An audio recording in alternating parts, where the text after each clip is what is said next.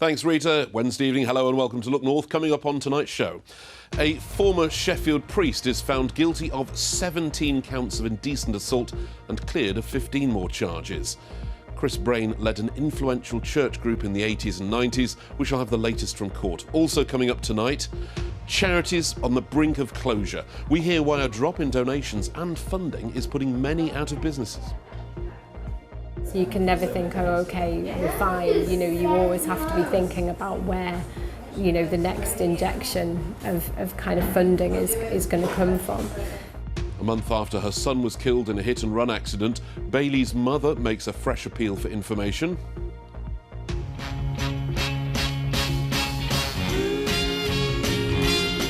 And two generations, one soul. The dance floor bond that's lifted a Sheffield teenager.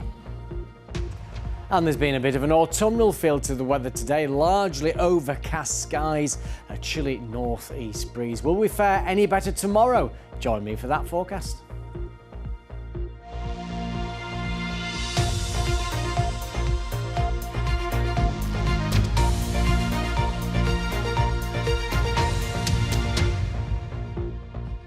Good evening, thanks for your company. Tonight, a former priest who led an influential evangelical movement in Sheffield back in the 1980s and 90s has been found guilty of assaulting 9 women in his congregation. Chris Brain was the head of the so-called 9 o'clock service at St Thomas's Church in Crooks, which was hugely popular with young worshippers. Brain, of Wilmslow in Cheshire, was convicted of the charges at Inner London Crown Court. He was found not guilty of 15 other counts of indecent assault. Our reporter Caroline Bilton has been following the case and joins us now from outside court. Caroline, what happened in court today? Well, Tom, 68-year-old Chris Brain showed no emotion. He stood expressionless as those verdicts were read out here at the Inner London Crown Court this afternoon. The jury have spent 37.5 hours deliberating the charges relating to 13 members of his former congregation. Chris Brain, as you say, was found guilty of 17 counts of indecent assault against 9 women, and he was cleared of another 15 charges. Jurors are continuing to deliberate on a further 4 counts of indecent assault and 1 of rape. This is an historic case, and it dates back 30 years. Chris Brain led the 9 o'clock service in Sheffield in the 1980s, and he developed an idea to mix religion and rave together to create a nightclub-style service that would appeal to younger people, and it really did take off. At its height, it was attracting hundreds of people from across the country, and he was lauded by the Church of England. He was fast-tracked to become a priest as a result. But in court, the jurors heard how Brain used his position of trust to abuse a staggering number of women.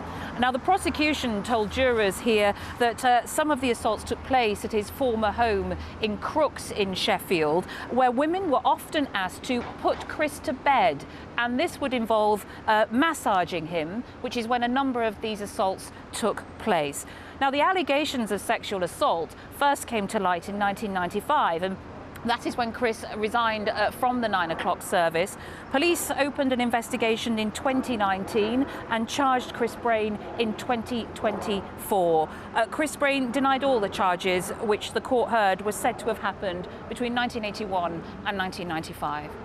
Caroline, while we've had some verdicts, this is not the end of the case, is it? What happens next?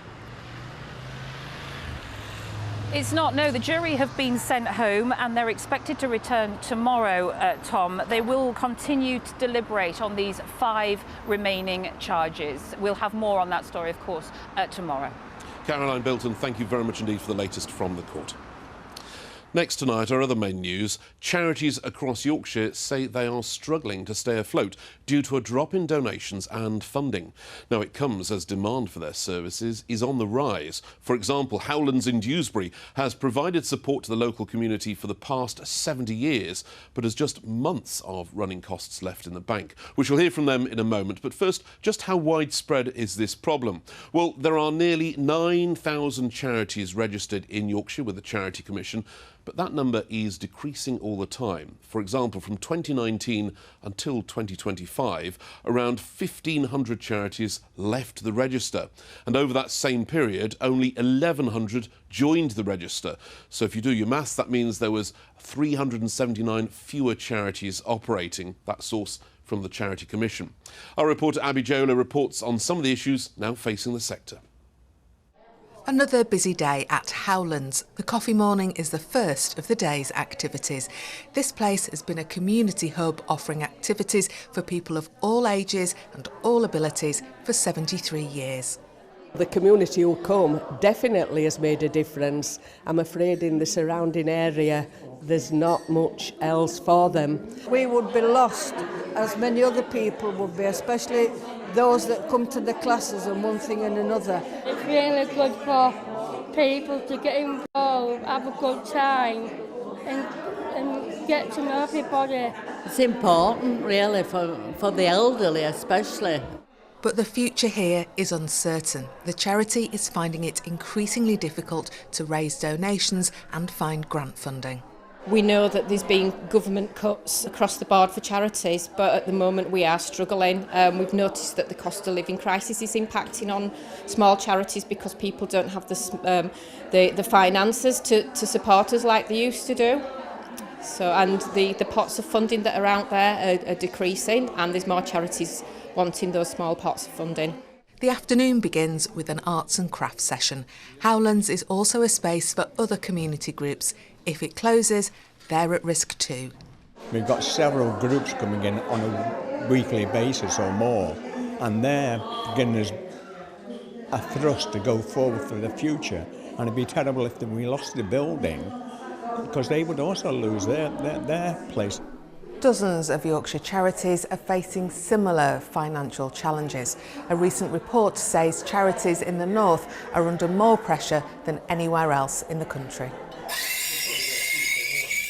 This is Cafe 21 in Leeds. It's run by the Sunshine and Smiles charity, who work with people who have Down syndrome. They employ young people with the condition like Talia and Eleanor. I know all about skills, probably teamwork, probably confidence and time management, behind the tills. It's been amazing to see my friends and my sister working as well. Last year, their future was uncertain too, but a concerted fundraising campaign helped them avoid closure. It's a constant concern, and I think you can never rest on your laurels. You can never think, oh, okay, we're fine. You know, you always have to be thinking about where, you know, the next injection of kind of funding is going to come from. Groups like these say they're helping people who often have nowhere else to turn. Now they're looking for more support to be able to continue their vital work. Abby Jayola, BBC Look North. Thanks, Abby. Jan Garrell is the Associate Director of Yorkshire Funders, which works with charities. She joins me now. You could see the amazing work that Howlands do there. Why is the situation about fundraising so serious for particularly smaller charities? Well, it's a combination of things that are happening globally in terms of what the fundraising economy, reduced funding from local authorities, massive increase in demand, and more complexity of demand, and the challenge for small charities is they don't have the extra resources that some of the larger charities have around fundraising or marketing. Their whole focus is on supporting people in the community. Because every penny they've got has to go into the service. Exactly. And what you find now is there's so much more increased competition for grants, because that's a constant flow of funding into the sector. And at Yorkshire Funders, we've done research which shows that if there were a league table of grant funding to organisations, sadly Yorkshire would be near the bottom of that league table. So what we try to do is try and make the case for organisations in our region, especially small charities, because for them every penny goes straight to the front line and makes a huge impact. What else can small charities do to help themselves? Is it about just rattling the bucket more aggressively? I think if they can talk to their communities, talk about the issue, talk about the challenges, encourage people to get involved as volunteers, encourage people to get involved as trustees, and encourage people to give and work with partners. There are support organisations in the region. If they're struggling, they can get help. They can maybe think about issues like being more effective, look at back office mergers, look at how they might be able to do services digitally. I know in Howlands that might not always be the case, but there are ways you can address some of the offer that you provide at lower cost, but it's a constant challenge. They've got to run faster all the time just to stand still, I'd imagine, each year. There's probably something for us as donors to think about, isn't there? Because we do see the adverts for join this run in the park for this large charity or that large charity, but the truth is, if we want locally funded hospices, for example, we've got to give to them, haven't we? Absolutely. The adage is charity begins at home. Yes. And definitely give locally. You know, your pound will go much further with a hospice, with Howlands, with many local charities in our region, and they will really make a difference on the ground with that money. Jan, thank you very much indeed for your time this evening. Thank you, much appreciated. Now, you're watching Wednesday's Look North, still ahead on tonight's programme. There's something fishy going on. Atlantic salmon are breeding in the River Don for the first time in more than 2 centuries.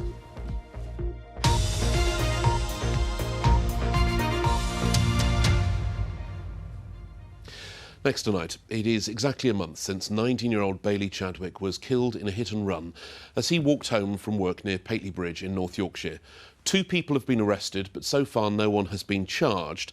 Today, Bailey's mother and stepfather gave their first ever interview and appealed again for information from the public. Olivia Richwald has this story. Photos and memories of a much-loved son. Bailey Chadwick had 3 sisters, loved music, football and travelling. He had big plans for his future. But Bailey was killed on this road in the early hours of July the 20th as he walked home from working and seeing friends in Pateley Bridge. He was lovely. Everyone liked him. He was nice but spoke his mind. Yeah, not a bad bone in his body. He was just very kind and caring, wasn't he? Yeah. Bailey worked as a bartender at this pub. His walk home should have taken 20 minutes, a journey he had done hundreds of times. He was hit and killed, and the driver left him to die at the side of the road. His mother and stepfather bravely held a press conference at the side of that road several days later. No words can express how absolutely devastated we are. Bailey was just a normal, happy, outgoing 19-year-old lad. Please, if you have any information which will help trace the person responsible, please help. If you've any empathy within you whatsoever, it's the least you could do. I was there when you made your appeal at the side of the road. That was hard to watch. Yeah. You feel like somebody out there can help you.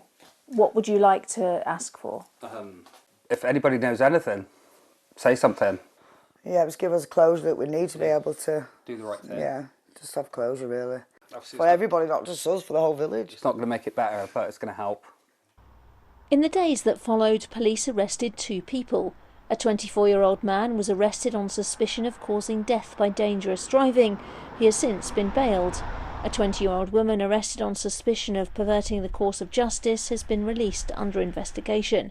North Yorkshire police say their inquiries are ongoing. Bailey had a big group of friends, many who shared his love of Sheffield Wednesday. He was remembered at Hillsborough this weekend. 22,000 Sheffield Wednesday fans stopped at the 19th minute of the game and the whole stadium clapped. And it was just surreal to hear that. And he would have loved that, wouldn't he? He would have. And his friends organised that for him. His friends have been a big support, haven't they? Yeah. Massive support, yeah. Yeah. All in their own little ways, bless them. Bailey's family say the police are doing everything they can to help.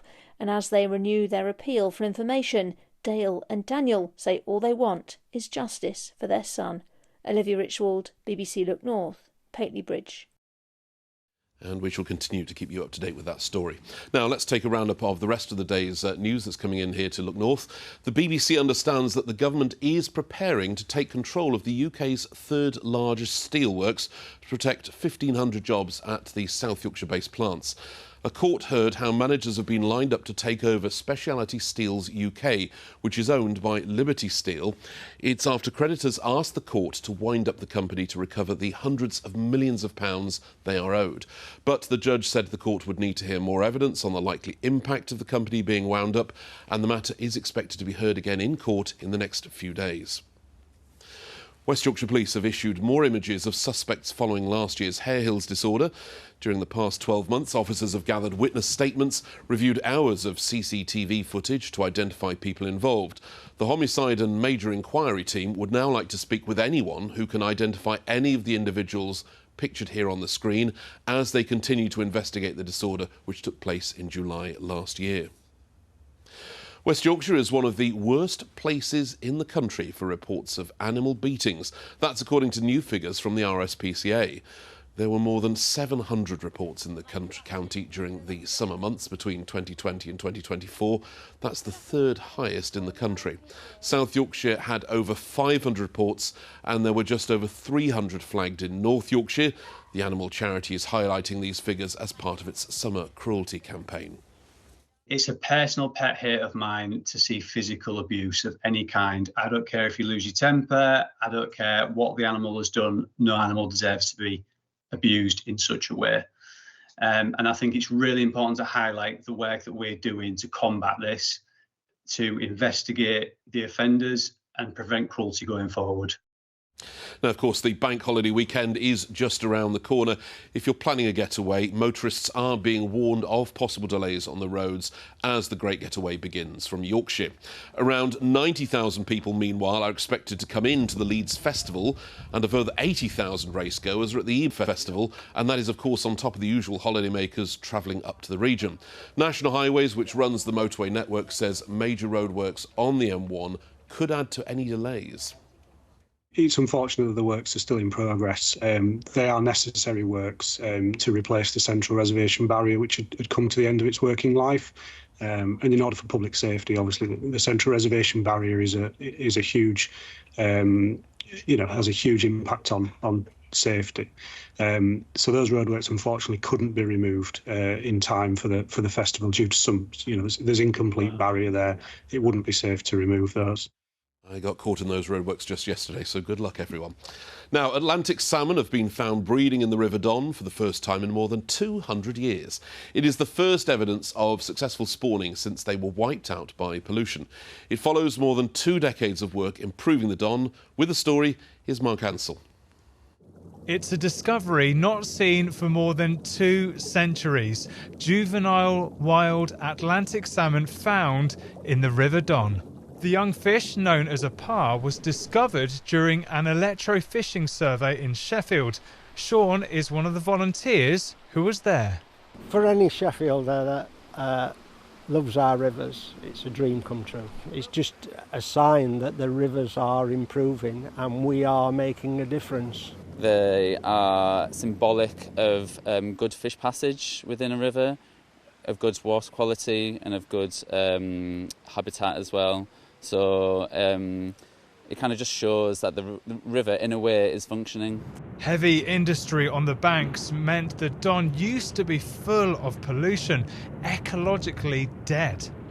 But more than 20 years of work has transformed the river, including installing a chain of fish passes.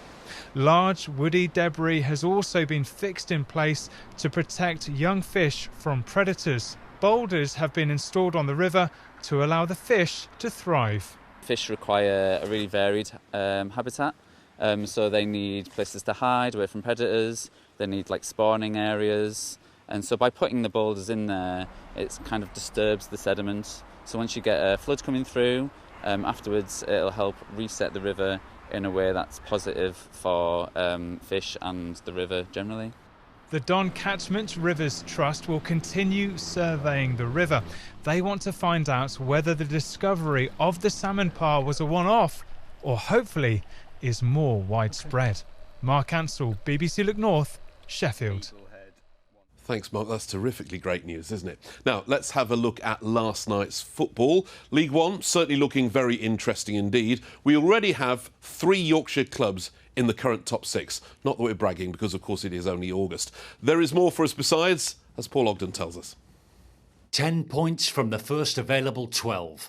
A promising start for both Bradford City and Barnsley, who lead the way as our highest placed League One team in 3rd position following last night's 1-0 win at Peterborough. The Reds' decisive goal from Caelan Vickers just before half-time, slightly deflected, was enough to secure a 3rd win of the season so far. Right on their coattails of Bradford City, who won away at Stockport 2-1, despite a first half dominated by Stockport. A thrilling turnaround by City, and 2 goals from Will Swan and Anthony Sarcevic, scored right in front of their noisy travelling fans, puts Bradford City on 10 points as well after 3 wins from 4 matches. We obviously changed a little bit with the shape, but it's nothing to do with that. It's to do with the players' hearts. That's what that second half was. It's not to do with a tweak in shape or anything like that. It's about getting into people's faces and asking questions of their backline, and we scored 2 goals from it. Doncaster Rovers' first defeat of the season came at Huddersfield Town last night by 2-0. But for this terrific piece of defending by Leo Castledine to stop a break by Rovers' Joe Sbarra, it could have been different. But Town held on and eventually took control through Ben Wiles' nicely worked goal, followed by a Joe Taylor penalty. Huddersfield move up to 5th place, Rovers dropping to 10th for now. In League Two, Chesterfield's first defeat of the season was an uncharacteristically heavy one by their recent standards, 4-1 at Gillingham. Harrogate Town's promising unbeaten run to start the season is now at 4 matches. Their goal to beat Barrow 1-0 last night, a lovely finish by Sean Mikulski. Paul Ogden, BBC Look North. Thanks, Paul. I'm pretty sure I noticed a spring in Paul Hudson's step looking at the form of Bradford. He's here very shortly. But first, you might remember on last night's programme we had a feature about a brand new Northern Soul record which was going great guns.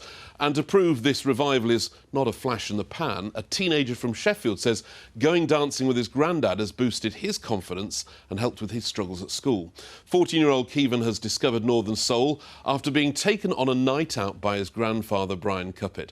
The two bonded over their shared love of obscure tracks and, of course, teaching others some great dance moves. Kathy Killick went to go for a spin on the dance floor.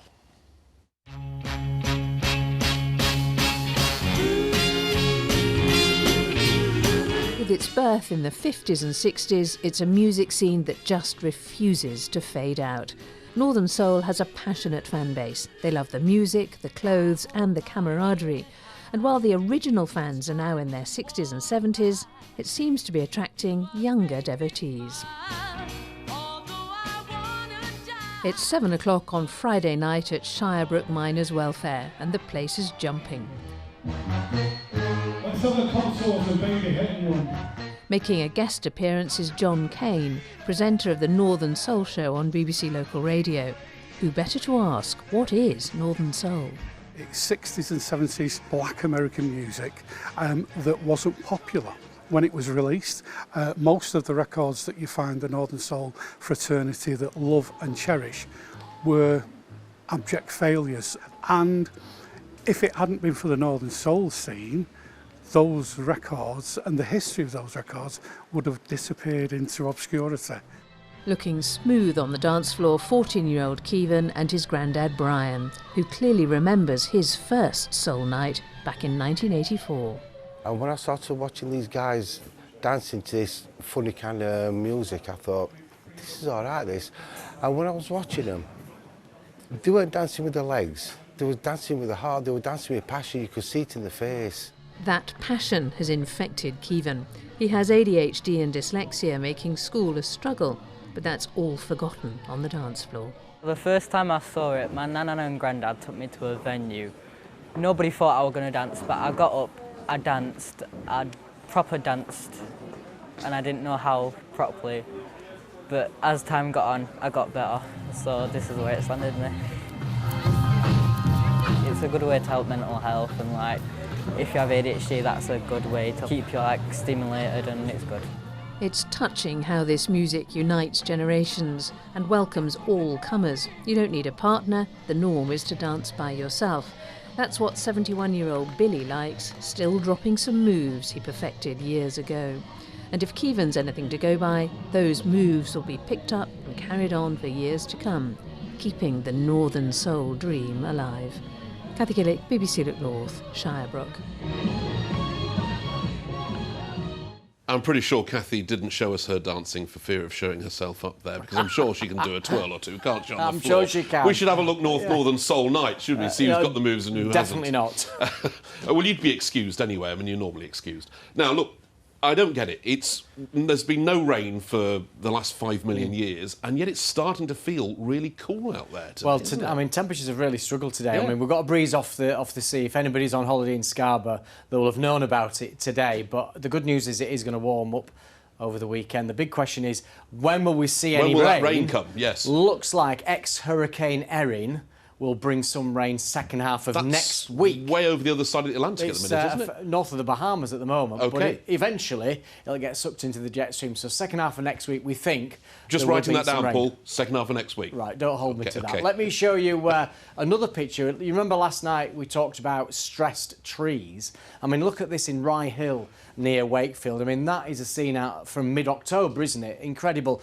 A lot of these are horse chestnuts which are liable to a disease which does turn the trees brown, but the beech are struggling and the birch are struggling, a direct result of one of the dry springs and summers on record. I'm looking forward to the stats when they come out on the 1st of September. Ecup Reservoir struggling. Now, the water comes in via a pipeline from the River Ouse into Ecup and from the Washburn Valley reservoirs. It supplies drinking water to Leeds, and it is looking very low, as you can see. Keep the pictures coming in. If you've got any nice trees you want to show us, whatever, X, Instagram and the Weather Watcher website. So tomorrow's weather, perhaps a little bit brighter. We've still got a lot of cloud to play with over the next few days. Incidentally, that was the EBO, first day of the EBO race meeting at York, which was cloudy but dry. Tomorrow, a similar sort of sky, but a better chance of seeing some sunshine at times. But high pressure remains in charge. Subtle changes, a north or northeasterly next couple of days.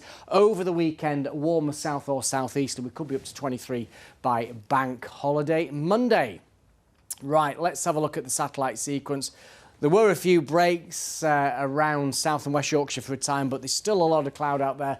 That cloud could be thick enough for the odd light shower towards the coast. But generally speaking, the clouds, certainly in western areas, should break up quite nicely, and it will be unseasonably cool across the Yorkshire Dales, for example, with lows down to 6 Celsius. That's 43 Fahrenheit. Tomorrow's high water time, Scarborough 3:25 and 4 o'clock. So a cool start, a bright one. There will be some sunshine around, but as temperatures rise, we'll see a lot of cloud redeveloping, the odd shower towards the coast. Actually, coastal areas might be fairly bright tomorrow afternoon with some sunshine. Disappointing temperatures in the range, 16 to 18 degrees. But the good news is things are on the up over the bank holiday weekend. It turns sunnier and warmer. That's the forecast. Thank you very much indeed. Once again, if anyone is running a garden fete this weekend, you are their best friend right Fantastic. It's nice to be popular, for at least for once, isn't it? That's what it looks like so far at 7 o'clock on Wednesday. So from all your team, bye-bye. See you tonight.